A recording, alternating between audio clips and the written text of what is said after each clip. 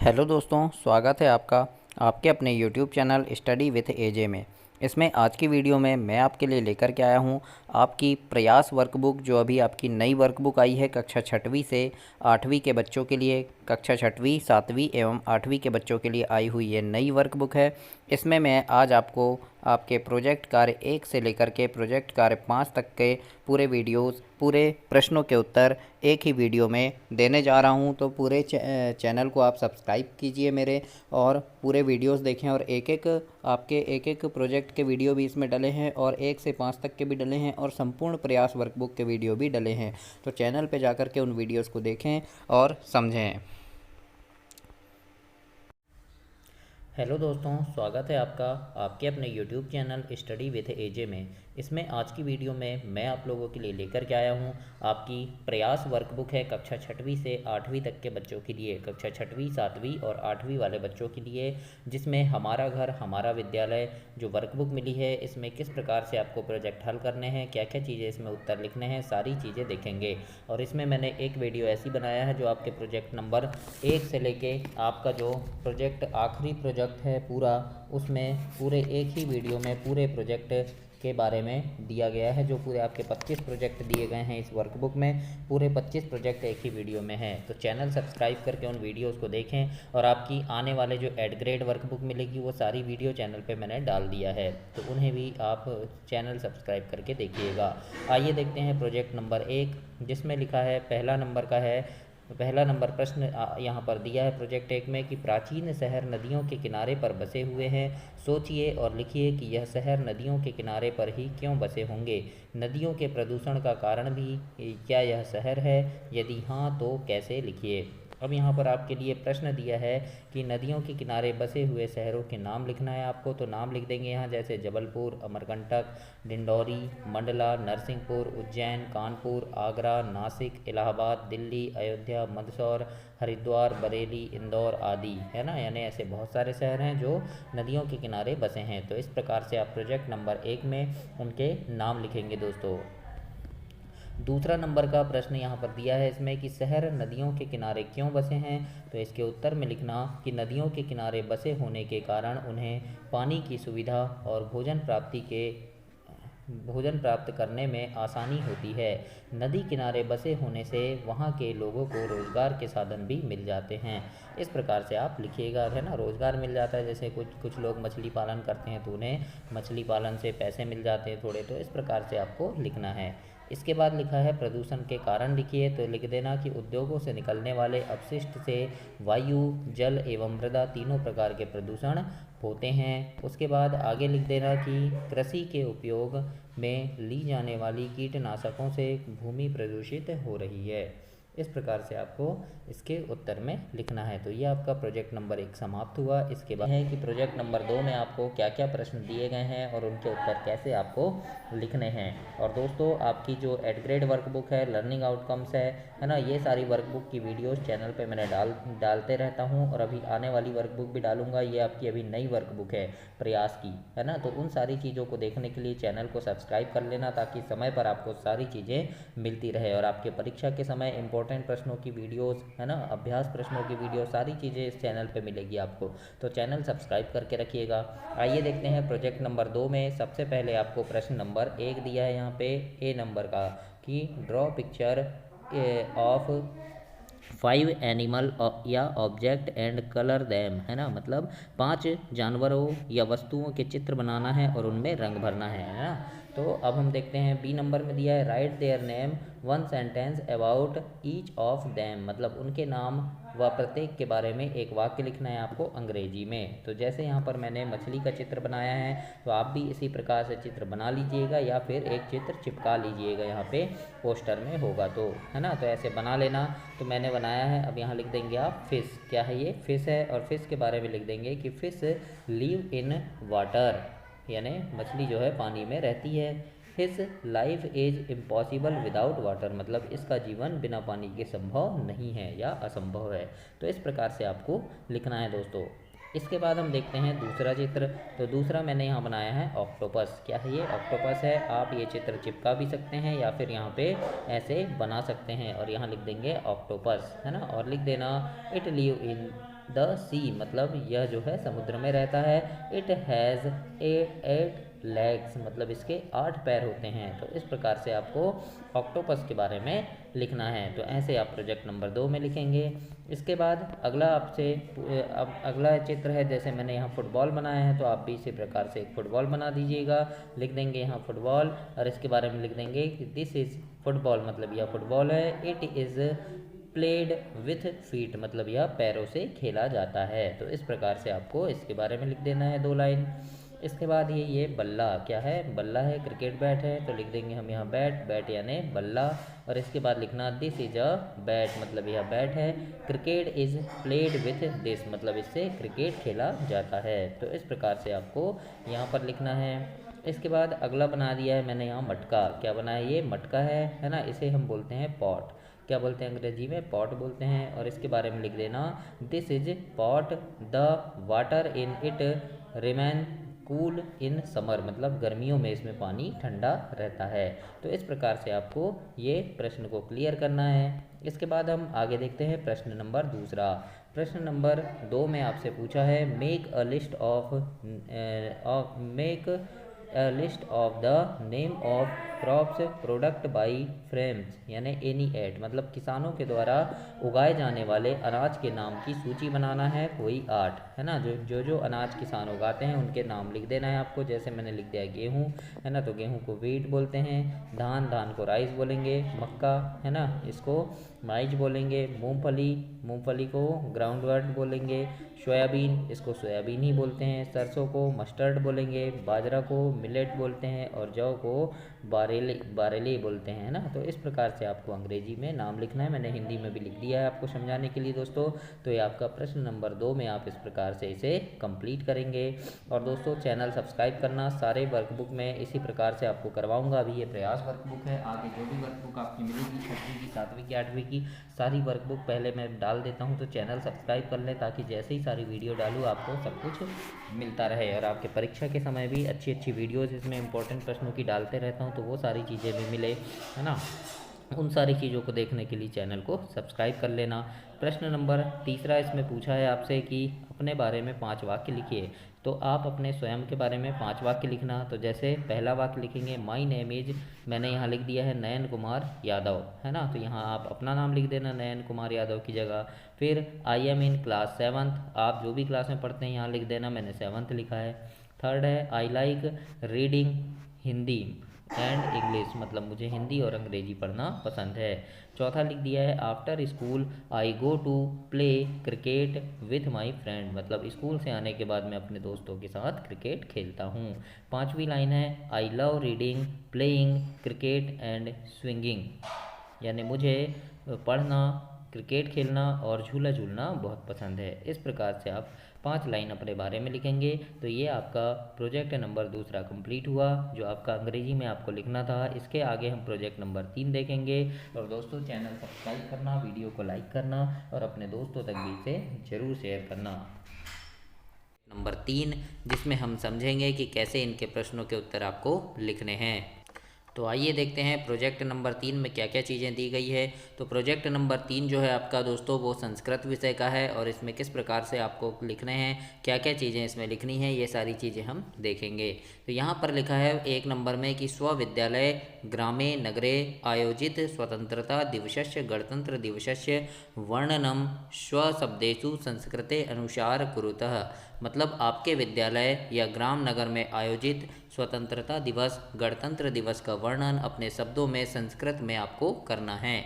इस प्रकार से बोला गया है। अब इसमें जो भी प्रश्न लिख दिए हैं उनके उत्तर कैसे आपको लिखना है ये हम चैनल पे देखते हैं, वीडियो में देखते हैं दोस्तों। और दोस्तों चैनल पे आपके लिए काफ़ी सारी इंपॉर्टेंट चीज़ें दी हुई रहती हैं। और आपके वार्षिक परीक्षा, अर्धवार्षिक परीक्षा, तिमाही परीक्षा, जितने भी आपके पेपर होते हैं सभी के अभ्यास प्रश्नों के वीडियोज़ और सारी चीज़ें इस चैनल पर डालते रहता हूँ। तो इन सारी चीज़ों को देखने के लिए चैनल को आप सब्सक्राइब कर लीजिए। अभी आपकी एड ग्रेड वर्कबुक आएगी, उसकी वीडियो भी इस पे आपको मिल जाएगी।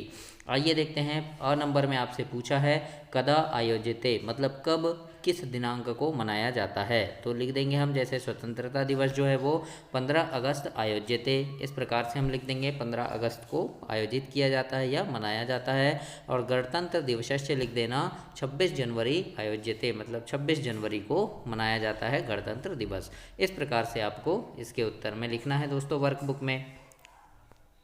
इसके बाद हम देखते हैं यहाँ पर ब नंबर में प्रश्न आपसे पूछा है, ब नंबर में कि क ध्वजारोहणम करोति, मतलब कौन ध्वजारोहण करता है। तो हमारे स्कूल में कौन करते हैं, प्रधान पाठक करते हैं। तो हम लिखेंगे यहाँ प्रधान अध्यापक ध्वजारोहणम करोति। इस प्रकार से आपको ब नंबर के उत्तर लिखना है दोस्तों।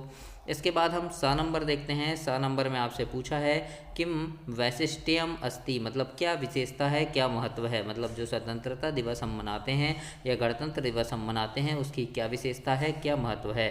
तो ये संस्कृत में हमें लिखना है। तो इसके उत्तर में आप लिखेंगे स्वतंत्रता दिवसस्य अस्माकं कृते स्मरणीय दिवसः अस्ति। अयं दिवसः अस्माकं देशस्य इतिहासस्य स्वतंत्रता सेनानां बलिदानस्य च स्मरणं करोति, मतलब हम इस दिन क्या करते हैं, स्वतंत्रता सेनानियों के बलिदान को याद करते हैं।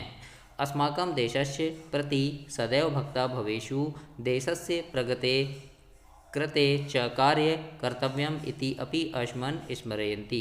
इस प्रकार से आपको प्रश्न नंबर स के उत्तर में लिखना है। तो ये आपका कंप्लीट हुआ। अब हम देखते हैं द नंबर। द नंबर में आपसे पूछा है दोस्तों अस्माकं राष्ट्रीय ध्वजस्य चित्र निर्माणम कुरुते, मतलब हमारे राष्ट्रीय ध्वज या झंडे का चित्र आपको बनाना है और रंग भरना है। तो यहाँ मैंने झंडे का जो चित्र बनाया है इस प्रकार से बना दीजिएगा और आपको कलर कर देना है इसमें अच्छे से, है ना। मैंने यहाँ कलर नहीं किया है, आप कर दीजिएगा, बहुत अच्छे से सजाकर आप बनाइएगा दोस्तों। तो इस प्रकार से आपका प्रोजेक्ट नंबर 3 कंप्लीट हुआ। एक प्रोजेक्ट नंबर 1, 2 और 3 मैंने चैनल पे करवा दिया है, तो चैनल पे जाकर के उन वीडियोस को देखें। आज की इस वीडियो में हम प्रोजेक्ट नंबर 4 देखेंगे और इसके प्रश्नों के उत्तर देखेंगे, किस प्रकार से आपको लिखने हैं, क्या क्या चीज़ें इसमें दी गई है आपके लिए, सारी चीज़ों को हम देखेंगे, समझेंगे और लिखेंगे। तो यहाँ पर लिखा है दोस्तों कि परिवेश में उपलब्ध 8 अलग अलग वृत्ताकार सामग्री लेकर उनकी परिधि एवं व्यास ज्ञात कीजिए और प्राप्त जानकारी के आधार पर नीचे दी गई तालिका को पूर्ण कीजिए। मतलब हमको वृत्ताकार चीज़ें लेना है, जैसे कि थाली हो गया, प्लेट हो गया, साइकिल का पहिया हो गया, ऐसे और भी नीचे जो दिए गए हैं सारी चीज़ों को देखेंगे। उनका हमें व्यास ज्ञात करना है, परिधि ज्ञात करना है ना, और परिधि भागित व्यास दोनों को भी हमें ज्ञात करना है।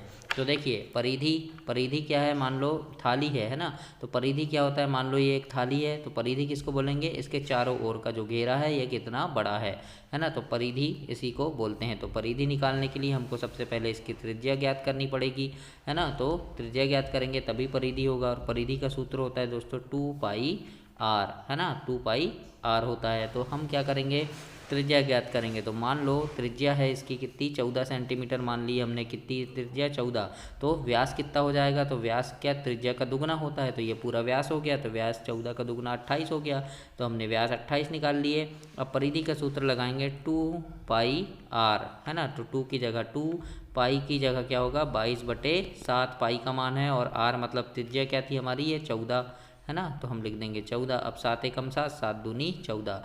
अब देखो 2 गुणा 22 कितना हो गया, 22 दूनी 44 हो गया, है ना।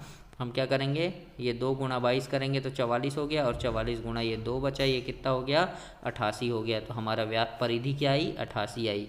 तो हम परिधि की जगह 88 सेंटीमीटर लिखेंगे और व्यास हो गया हमारा 28 सेंटीमीटर। अब यहाँ क्या है, परिधि भागित व्यास, यहाँ भाग का चिन्ह बीच में, तो 88 में हम 28 का भाग देंगे तो 3.14 सेंटीमीटर उत्तर आएगा। इसी प्रकार से प्लेट है ना, प्लेट है तो मान लो प्लेट का जो व्यास है, प्लेट की त्रिज्या मान लो 7 है तो व्यास 14 हो गया। अब हम परिधि का सूत्र लगा देंगे 2πr, है ना, तो 2 की जगह 2, पाई की जगह 22/7 और r की जगह कितना आएगा 7 आ जाएगा, है ना, 7, तो 7 से 7 कट गया और 22 दूनी 44, तो व्यास हमारा आगे परिधि हमारी आ गई 44। तो इसी प्रकार से सभी का आपको निकालना है, तो मैंने निकाल दिया। यहाँ प्लेट का हम लिख सकते हैं 44 सेंटीमीटर, है ना, व्यास 14 सेंटीमीटर, और 14 को 44 से भाग देंगे तो 3.14 आएगा उत्तर। है ना। इसी प्रकार से साइकिल का पहिया, अब पहिया बड़ा होता है तो इसका व्यास भी 176 सेंटीमीटर निकला, है ना, सॉरी परिधि 176 सेंटीमीटर निकली, व्यास हो गया इसका 56 सेंटीमीटर। अब 56 में हम 176 में हम 56 का भाग देंगे तो 3.14 उत्तर आएगा, है ना। 3.14 सभी में आएगा, आप कितना भी ले लीजिए। बस का पहिया ले लीजिए तो बस का पहिया भी लगभग साइकिल के पहिए के बराबर ही होता है, लगभग उतना ही बड़ा। तो हम इसको भी 176 सेंटीमीटर इसकी परिधि मान लिए, तो व्यास क्या हो गया 56 हो गया, जब भाग देंगे तो 3.14 सेंटीमीटर आएगा उत्तर। इसी प्रकार से डिब्बे का ढक्कन ले लेंगे, चूड़ी ले लेंगे, रिंग ले लेंगे, टंकी का ढक्कन ले लेंगे। तो इसी प्रकार से अलग अलग त्रिज्या और अलग अलग व्यास हमको लेना है। तो यहाँ पर आप देख लीजिए किस प्रकार से मैंने किया है, और आप भाग भी कर सकते हैं और व्यास का परिधि का सूत्र लगाकर इन्हें निकाल भी सकते हैं। निकाल कर देख लीजिएगा, लगभग इतना ही आएगा। अब यहाँ पर नीचे प्रश्न है, उपरोक्त सामग्री के आधार पर प्रश्नों के उत्तर लिखना है। हमको जो सामग्री दी है ना, हमने जो जो चीज़ें लिखा है, तो लिखा है किस सामग्री की परिधि सबसे अधिक है। तो देखो बस का पहिया और साइकिल का पहिया, इसकी परिधि सबसे अधिक है ना, 176 है।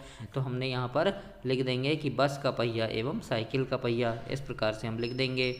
प्रश्न नंबर 2 में है किस सामग्री का व्यास सबसे अधिक है। तो जब परिधि अधिक है तो इनका व्यास भी अधिक होगा, बस का पहिया एवं साइकिल का पहिया दोनों का।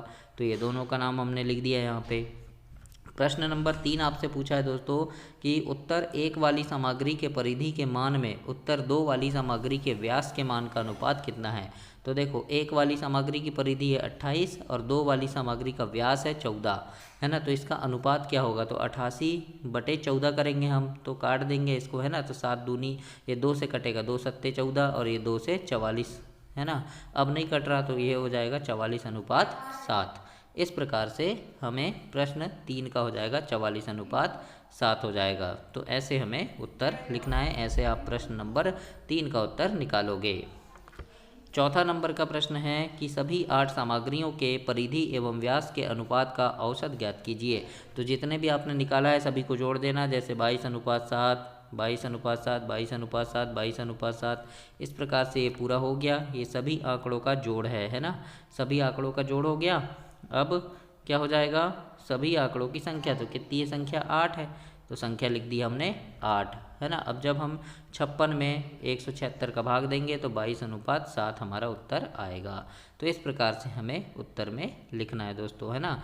क्या ऐसे आप लिखेंगे उत्तर में।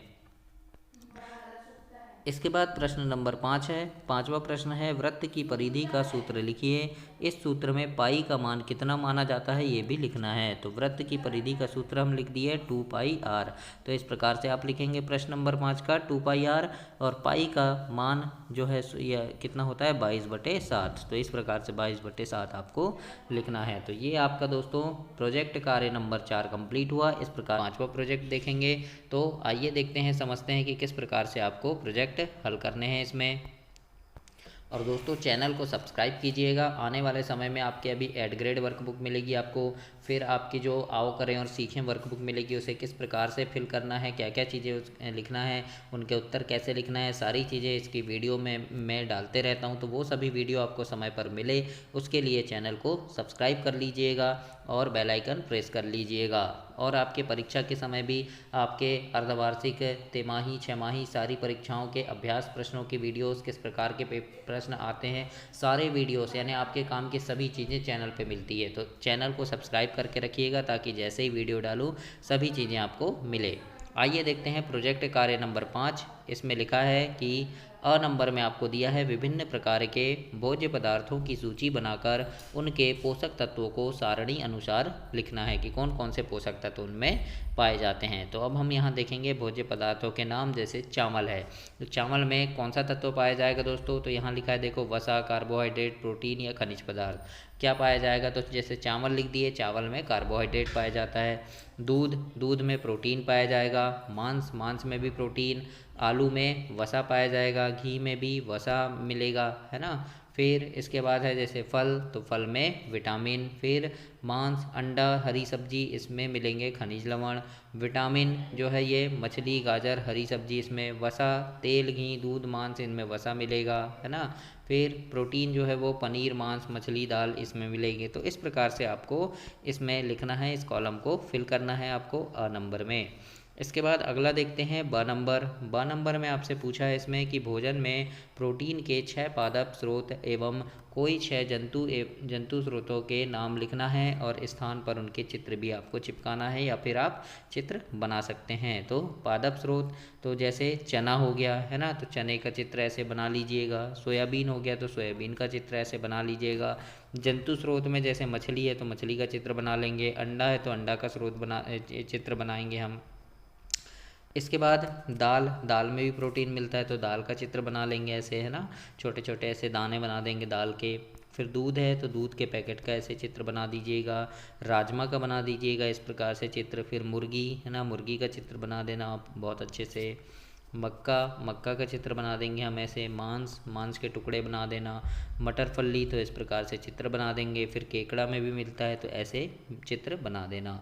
तो इस प्रकार से आपको ये प्रोजेक्ट नंबर 5 कंप्लीट करना है। ये प्रोजेक्ट 5 आपका कंप्लीट हुआ दोस्तों। चैनल को सब्सक्राइब करना, आप वीडियो को लाइक करना और बेल आइकन प्रेस कर लेना ताकि ऐसी ही सारी वीडियोज़ आपको समय पर मिले और सारी चीज़ों की जानकारी आपको समय पर होती रहे। धन्यवाद दोस्तों।